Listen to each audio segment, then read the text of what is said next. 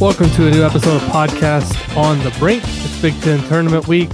Big Ten postseason honors were announced earlier today.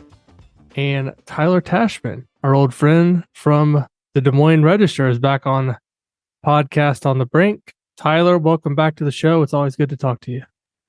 Yeah, thank you for having me. I actually have a question for you, and that's, what have you been doing with all your extra time? Because it's not been very eventful on the IU beat. So just what have you been doing? On when there's been such a lull.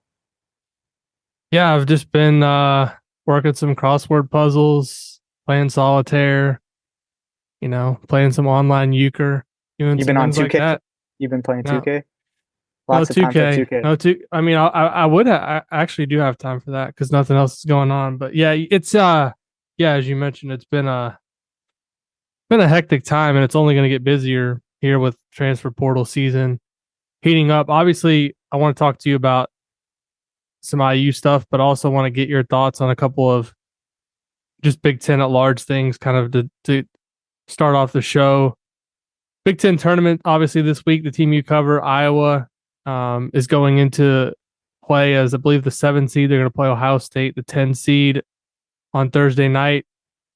I was putting together a preview for the site earlier today, and to me, that's really the most intriguing matchup, at least of Thursday's slate in terms of NCAA tournament implications. Iowa, depending on where you look, one of the first 4 teams out or right there near the bubble. Ohio State's a team that has been really good since Jake Diebler took over after the firing of Chris Holtmann. Their team, too, I think, has something to play for. If they can win a couple games, all of a sudden they could be in the conversation. Going into this game, just kind of break down the matchup for us and what maybe from both sides, what these teams are going to have to do to prevail and get a chance to play Illinois on Friday. It's interesting because Iowa barely beat Ohio State earlier this season, but the Buckeyes are headed a drastically different direction now than they were at that time. Like you said, they've kind of revived their season after Chris Holtmann was fired, and both of these teams, are among the hottest teams in the Big Ten, along with I'd throw Indiana, Purdue, and Illinois in there. But Iowa's won 4 of its last 6. Both of those losses came to Illinois. And since Holtmann was fired, Ohio State is 5-1. So I think this was actually a pretty tough 7-10 matchup for Iowa, looking at, having to play Ohio State as a 10, just given how they're playing right now.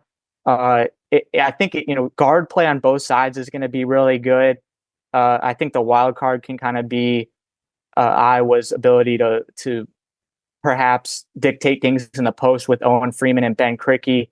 Ohio State with Zed Key and Felix Apara, not exactly sure what you're going to get from those guys. I think things could swing one way or the other based on what goes on in the paint. But Iowa in the last regular season game against Illinois, they just shot just horribly. They had their lowest points total in a single game this season. So maybe water will find its level and they'll end up shooting like 60% from the field and 50 from 3 and just run away with it. But maybe it'll be a continuation of what happened against Illinois. I haven't studied the bracketology as closely this year as I would in the past, obviously with the Indiana situation, obviously editing Andy's posts that go up on Inside the Hall, but haven't played too close to the bubble.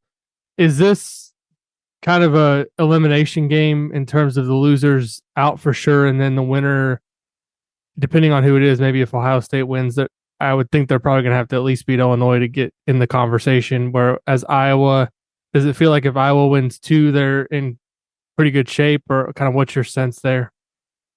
It feels like I'm in a familiar position covering a team on the bubble, because 2 seasons ago, that's where Indiana was headed into the Big Ten tournament.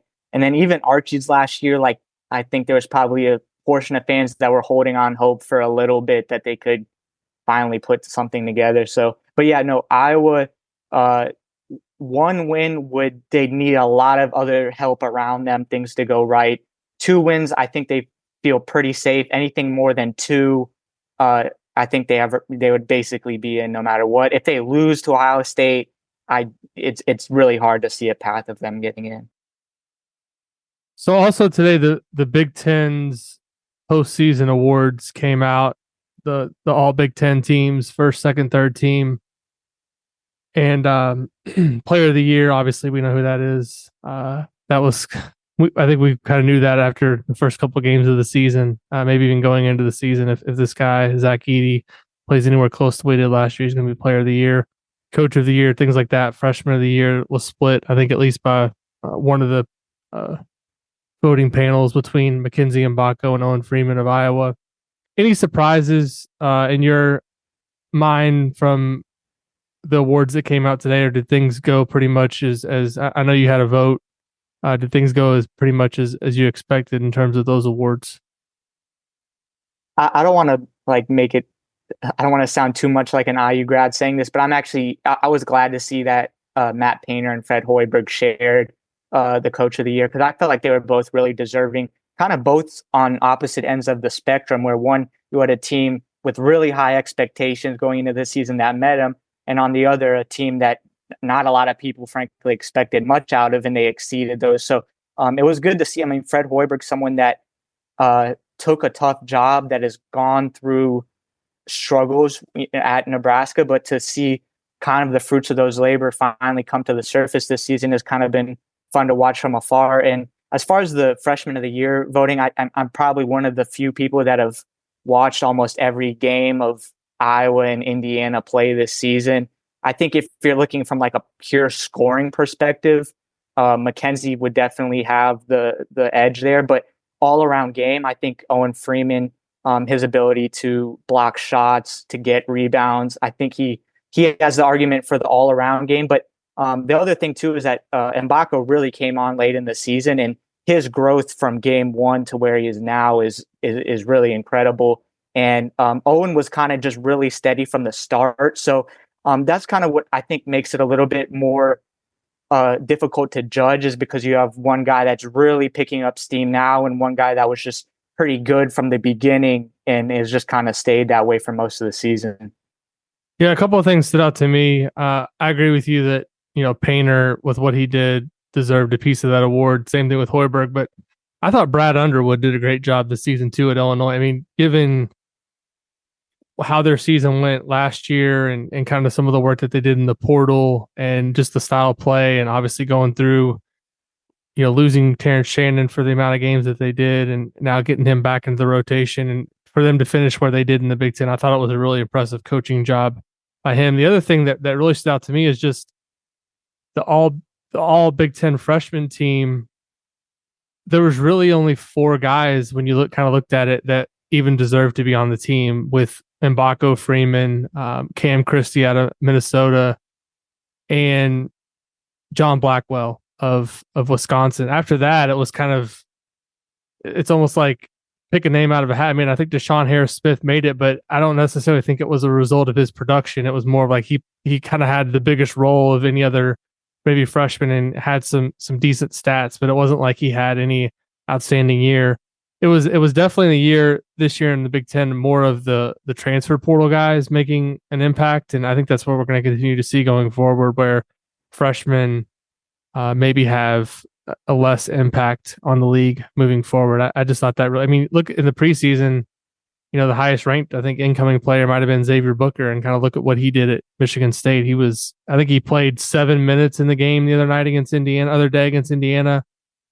Didn't really do anything the whole game. That kind of tells you just what kind of year it was for freshmen overall in the Big Ten. So that stood out to me. So you said before we started recording, and again, we're recording this on Tuesday night, but it's going to go out Wednesday morning. So that you had some thoughts on Indiana basketball, and you mentioned earlier in this conversation just a few minutes ago that you're probably one of the only people that's watched every Iowa and Indiana game. The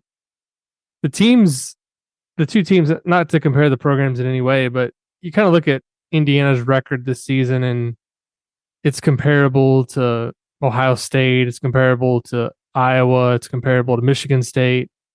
And the first thing that really stands out, though, from Indiana is those teams are have a chance to make the tournament, or in Michigan State's chances likely case is likely going to be in the tournament, and Indiana is nowhere in the conversation. So the metrics have separated those teams so much, but that is I think more of a conversation we've had throughout the whole season, just in terms of Indiana, who they've beaten, how they've played in a lot of these games.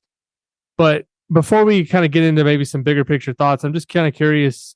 We talked earlier in the season when things were going kind of in the wrong direction, obviously, and they've kind of maybe turned around a little bit here these last 4 games with wins. But how surprised are you maybe that Indiana is even in this position to where they're something like 86 in Ken Palm and not really even in the conversation for the tournament going into the Big Ten tournament? Well, what I think really hurt them was their lack of competitiveness in those like big time games when they just got dismantled by Auburn. The UConn game wasn't even really that close, and they almost lost to Louisville. They were kind of fortunate to get out of there with a win. I guess the exception, and then the 2 Purdue games were just a total disaster. The one game that's kind of the exception is the Kansas game, and I think that probably would have really changed the complexion of how Indiana would be viewed. But I think because if like you compare them and like Iowa, very similar records and all that, like Iowa hung in there on the road against Creighton early in the season. They played Purdue relatively close at home. They beat Seton Hall. So I think that maybe that's kind of skewed the metrics a little bit. But yeah, I am surprised. I thought Indiana would at least be within, arm's length of the of making the NCAA tournament. And it just seems like it's the metrics, the net, and, Ken Palm that just really, are holding this team's resume down right now beyond just the obvious of not having a ton of really good wins.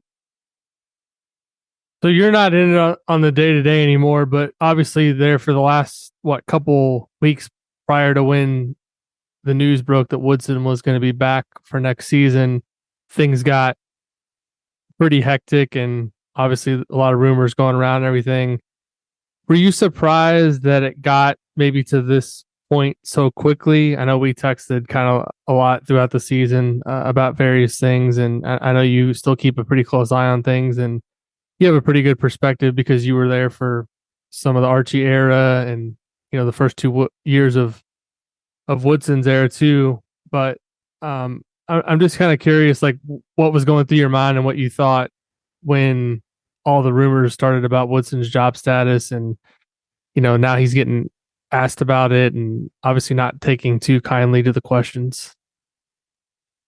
Yeah, it's funny because if you were simply looking at the discourse around IU basketball right now and not watching the fact that they are on a winning streak, they're playing well, you would think that things were just totally crashing and burning, like, almost to like the depths that Louisville is at right now, where it's just a total disaster. And that's not things could obviously be a lot better, but that's not really the case. It felt like at a certain point of the season, a portion of the fan base just decided they were done with Mike Woodson no matter what. Like they had just gone beyond the point of return, and regardless of whether Indiana was able to turn things around, they just decided they were done with him. And I think that's where the message that Anthony Leo and Trey Galloway delivered in their senior night speeches, to me, that spoke volumes and was I don't want to call it a turning point, but like it just spoke very much so of how they feel about Mike Woodson and the fact that they understand that there is a lot of external criticism put on him, and the fact that one like Anthony Leo is, it came from a guy that both of them are homegrown Hoosiers. Both of them have been in the program for 4 years. Anthony Leo is from Bloomington, very well liked and respected within or among the fan base. And for Leo to basically like say, like he basically said, you guys got to chill. Like, ups and downs are part of sports. Trey Galloway also like speaking very highly of Mike Woodson. To me, that it just added, I guess, some stability. Like it's from the mouths of the guys that are in the program, that have been through ups and downs, that fans respect. To me, that was just a very, very telling statement from who, the guys that are part of the program. So I thought that was honestly spoke more than the actual win over Michigan State, but it was, the bigger implications to it was what those guys said after the game.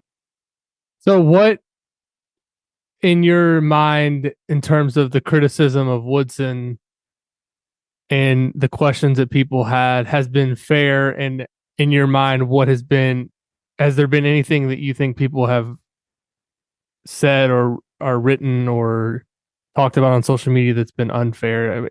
Because that's kind of, I think, the disconnect right now for some people in the fan base.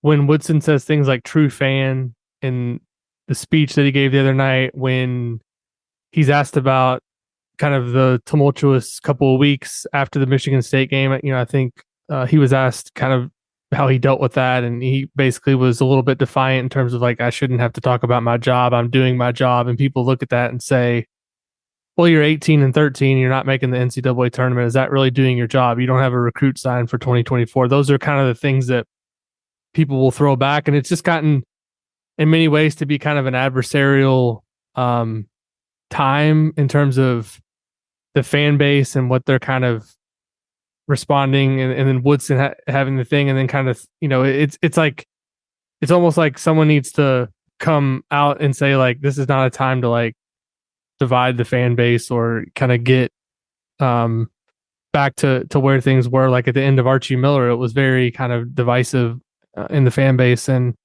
it kind of feels, I don't say that we're getting back to that same point, but it's never a good thing when you have the coach of a program talking about fans as like true fans, is like the implication to me, and you can say if you thought different than this.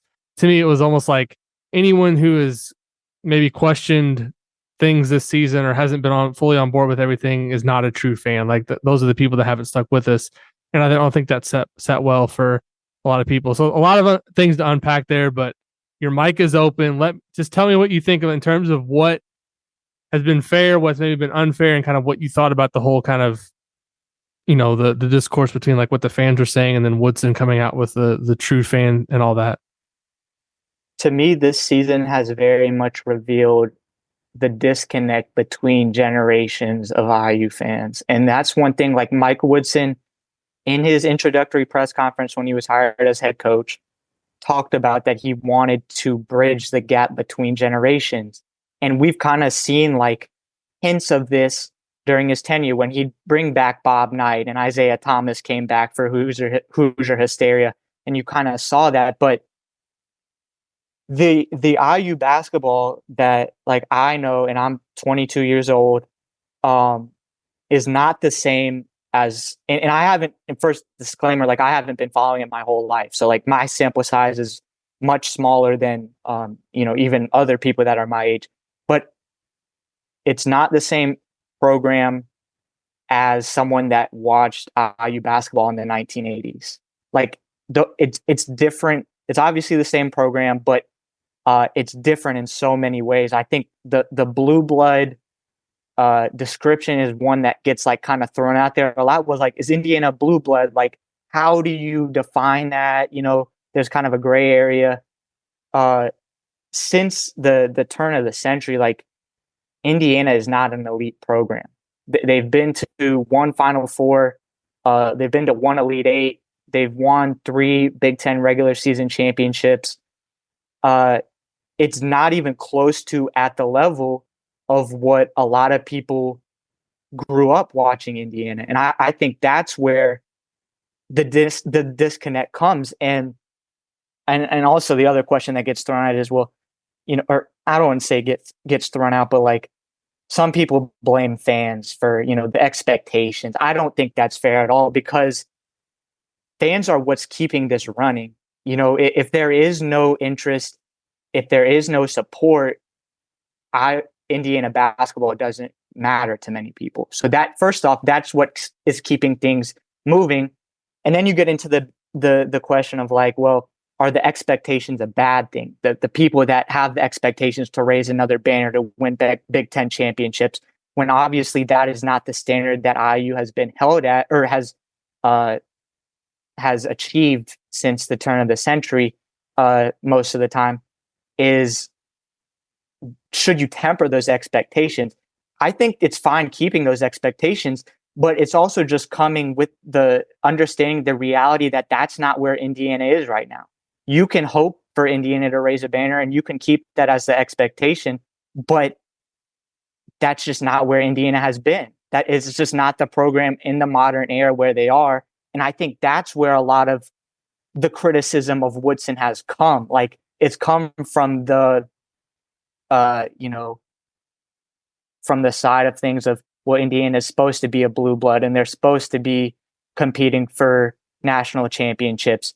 That's not where Indiana is. So that to me is the disconnect right now between what people expect out of Indiana basketball, because different generations expect different things based on what they've experienced. So I just think it's very complicated in terms of the hierarchy of what people expect. And I don't.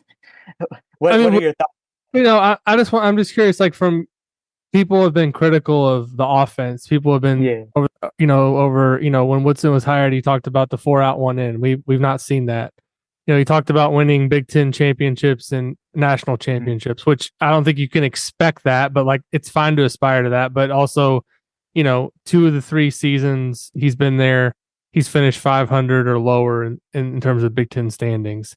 He doesn't have a recruit signed for next year at this point in the 2024 class.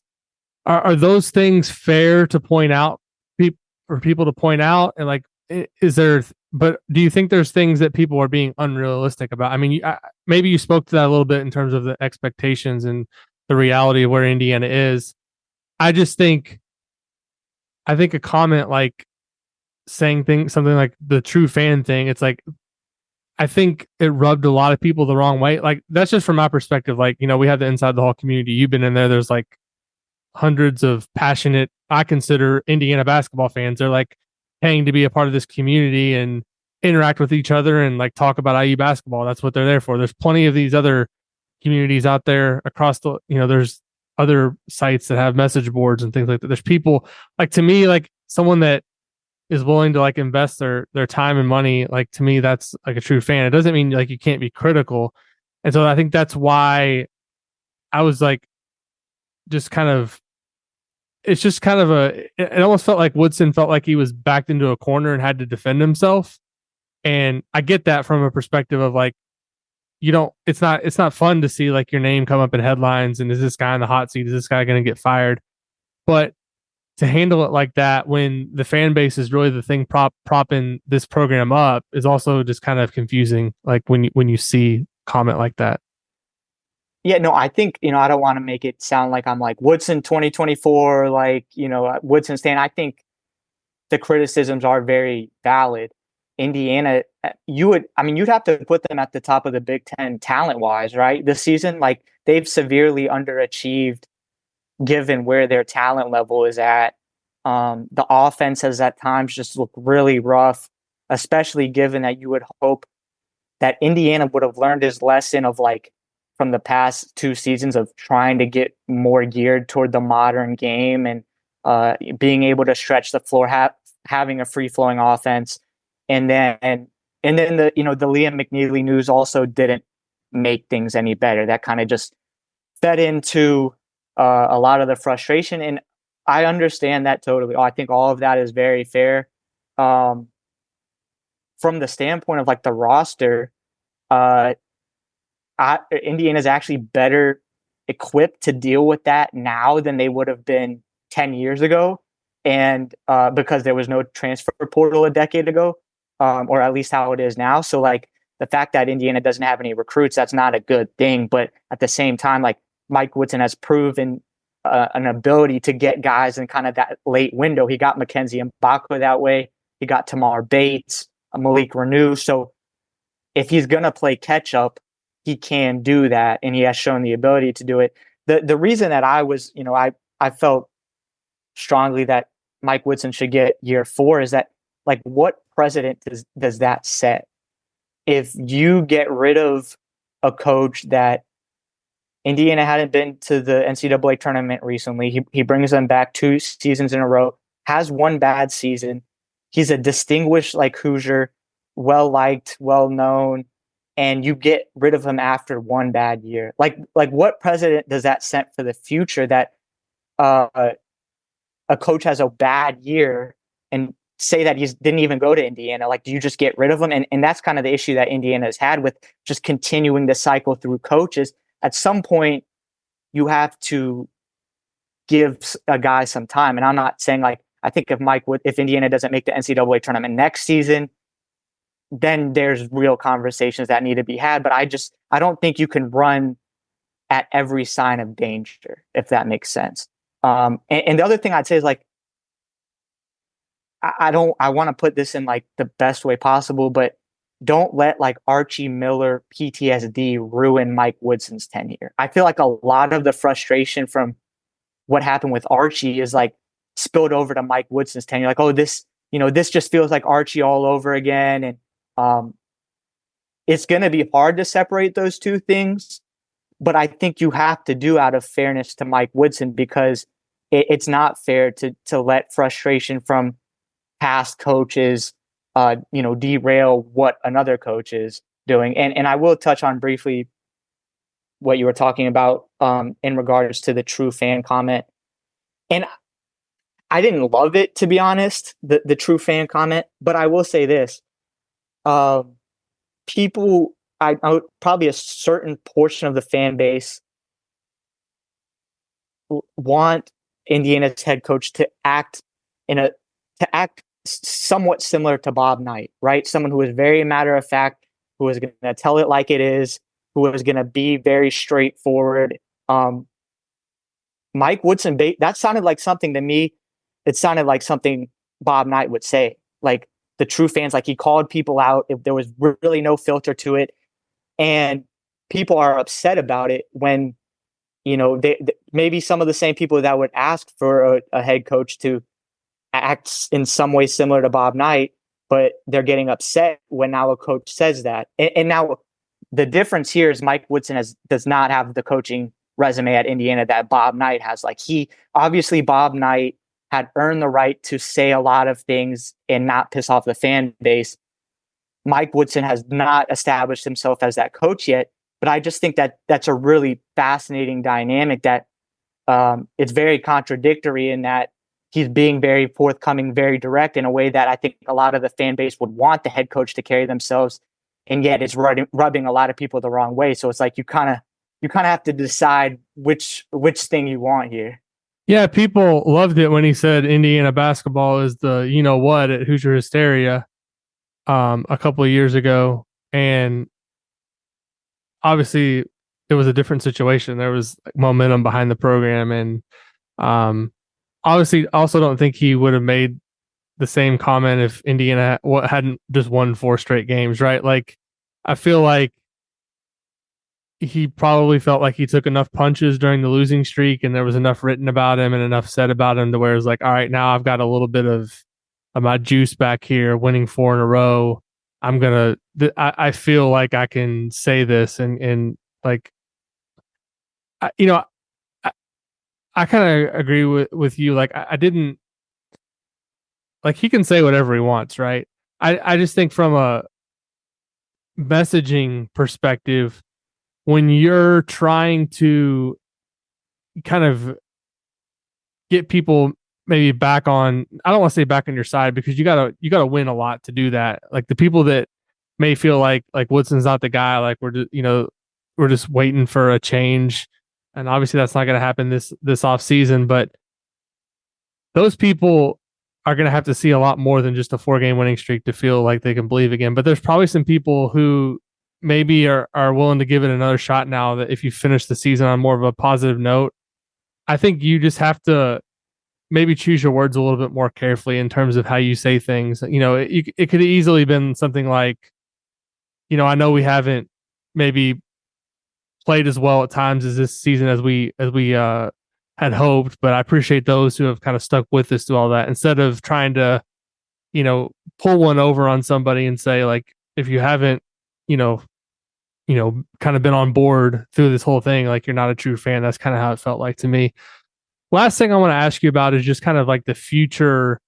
And you know a lot about this roster. You've watched this team. We kind of know Khalil Ware's going to be likely going to the NBA. Xavier Johnson has no more eligibility left. Anthony Walker's gone. So those guys are gone for sure. I'm sure there's going to be some transfers. They had an open scholarship, so there's going to be tons of spots to fill on this roster.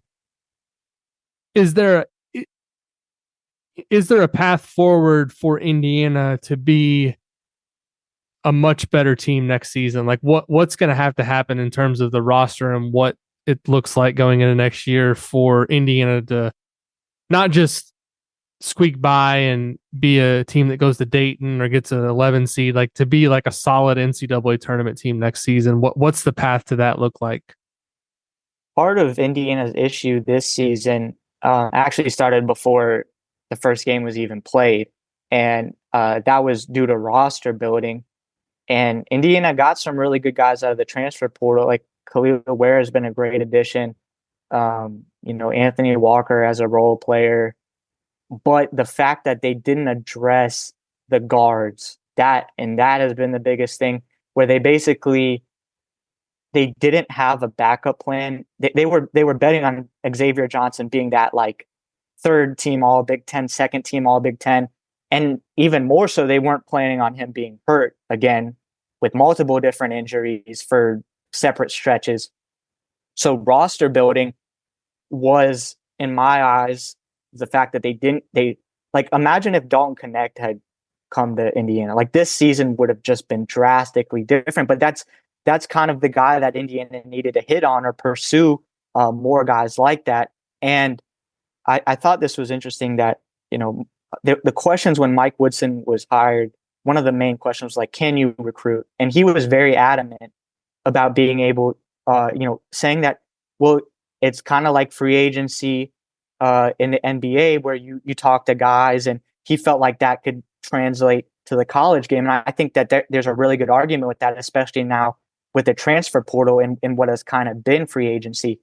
The main difference, though, between the NBA and college is that in the NBA, Mike Woodson had a GM pulling the strings for him, roster building, putting the right pieces in place, and then he would coach those guys. In college, Mike Woodson is kind of the coach and the GM, right? So he's ahead of coaching the guys on the floor, but also putting together the roster and almost like being a GM. I think that's where some of, his flaws have been exposed. And obviously it's a whole staff thing. It's not just him, but the ability to roster build, to get the right pieces in the right place, to have the talent at guard, at forward, at center, all that, because that to me was a big, a major blemish this season, is that they had a ton of talent. I just think it was really one-sided, in terms of Khalil Ware, Malik Renew. They just didn't have enough talent in the guard room. So that to me is a big key moving forward, is can Mike Woodson roster build? Can he not only get the talent, but also get it in the right spots? I think there is a way forward for Indiana, even more now in the modern time than any time else, because of the transfer portal, because Indiana is armed with NIL, a really good fan base.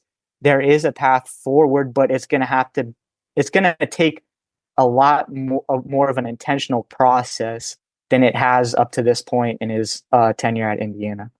Would you agree that a dynamic point guard playmaking guy is kind of near the top of the list, along with a couple of wing shooters, and then probably a big like that can rebound, block some shot? I mean, if Ware's going to be gone, I think those are like the four things I look at and say they got to have those four things for sure. You're naming like every player on every coach's holiday wish list, but no, I mean, but that's reality, right? No, yeah, no, I mean it is, and I think it's, to me, the number one thing has to be guard play, because that's the thing that like really lacked even going back to Archie's days, and like you have seen what a good guard can do for Indiana. Look at what Yogi Ferrell did. Look at Good what a really good Shafino. Hood Schifino. Look what a really good Xavier Johnson did. Like at the end of that 2022 season, when he was playing his best, and he was a main reason that IU got in to the NCAA tournament. Indiana, and then you look at the years they haven't been. Like they've been off. Like this season, the guard play hasn't been there. The late years of Archie, the guard play hasn't been there. To me, that's like that's got to be number one on the list in my eyes. Yeah. Well, Tyler, it's always good to talk to you. You came armed with some good takes. Seems like you had some things there that were that you've been thinking about there for a while. So I appreciate you sharing your thoughts. Yeah, I was writing down some notes before this because I was like, I got too much in my head. I got to make sure I get some of this out. But and sometimes I'm like, I definitely don't. I haven't been around IU basketball as much as a lot of different people, and probably the people listening to this. If you've gotten this far, but I'm like, man, I know way too much about Indiana basketball than I should. Like it's not great, but it is what it is. Yeah. Well, Tyler, have a safe trip up to Minneapolis for the Big Ten tournament there at the Target Center. Keep up the good work at the Des Moines Register. It's been awesome to see you succeed in your first real gig there outside of college. It's been a great opportunity for you, and I know you've been doing a great job there. As for Podcast on the Brink, we'll be back next week with another episode. By then, we'll either... the scenarios are Indiana season's over. Indiana's, ran through the Big Ten tournament and won the Big Ten tournament for the first time ever. And we're talking about an NCAA tournament bracket or maybe the NIT. If they win a couple games, maybe they could be an NIT team. So there are still a lot of different scenarios in play. But as I said, we'll be back with another episode next week. If you enjoy the show, please leave us a rating and a review over on Apple Podcasts. Leave us a rating on Spotify. And we'll be back soon with another episode of Podcast on the Brink.